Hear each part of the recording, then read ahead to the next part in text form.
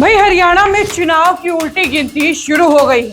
उम्मीद है कि हर बार की तरह इस बार भी भाजपा अपने प्रत्याशी सबसे पहले मैदान में उतारेगी। ऐसे में सबसे मुख्य शहरी सीटों में से एक हिसार की बात करें तो इस बात के कयास लगाए जा रहे हैं कि भारतीय जनता पार्टी यहां से किसी बनिए को टिकट थमा सकती है। यदि ऐसा हुआ तो कांग्रेस से भी बनिया समाज के अशोक गोयल मंगालीवाला को उम्मीदवार बनाया जा सकता है, क्योंकि इस समय कांग्रेस कोई रिस्क लेने के मूड में नहीं है। इसीलिए एक एक उम्मीदवार को बड़ी सोच समझ के साथ उतारा जाएगा। एक एक वोट का हिसाब लगाकर प्रत्याशी का चयन किया जाएगा। फिलहाल उम्मीदवारों का चयन करने के लिए सर्वे चल रही है। सर्वे के बाद आखिरी फैसला हाईकमान का होगा। यदि हिसार शहर में कांग्रेस के अन्य दावेदारों की बात करें तो रामनिवास राणा ने यहाँ साल 2019 का चुनाव लड़ा था और अब एक बार फिर से टिकट मांग रही हैं।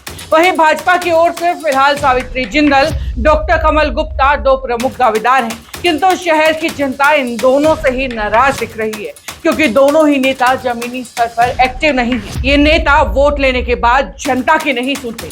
एक दिल्ली चली जाती है तो दूसरे जनता का काम कराने के बजाय उन पर ही गुस्सा निकालने लगते हैं। शहर की सीवर, पानी, सड़क की समस्याओं पर फोकस कर उनको हल कराने के बजाय हवाई सपने दिखाने लगते हैं।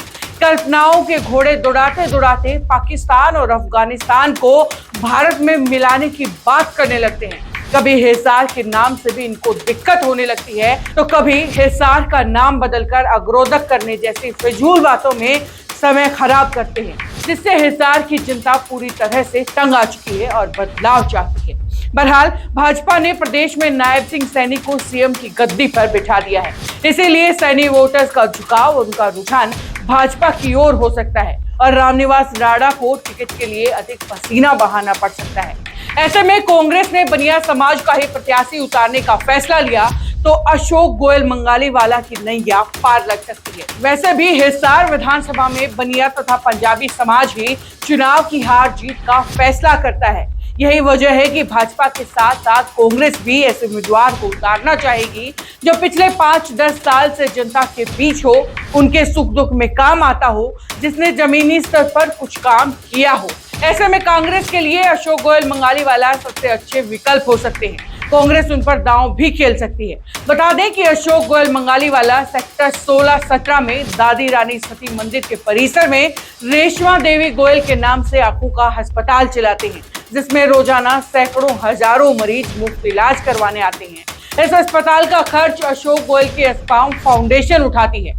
जो बच्चे जन्म से बोल सुन नहीं पाते, ऐसे बच्चों को बोलने सुनने के लिए कॉक्लियर इम्प्लांट उपलब्ध कराने में भी अस्पाउम फाउंडेशन मदद करती है। साथ ही हिसार में शौचालयों को सुधारने, गोवर्धन के यूनिक आइडिया से गोबर गैस के कई प्लांट लगाने, शमशान घर सुधारने के लिए गोबर की लकड़ी का निर्माण शुरू करवाने, खेती बाड़ी से निकले कृषि वेस्ट यानी तूड़ी को कंप्रेसर वैक्यूम कर उसके पैकिंग का प्लांट लगवाने, गाय के गोबर से गौदीप अगरबत्ती बनाकर लोगों में बांटने जैसे सामाजिक काम करवाकर अशोक गोयल मंगालीवाला पिछले करीब 10 साल से हिसार में सक्रिय भूमिका निभा रही हैं।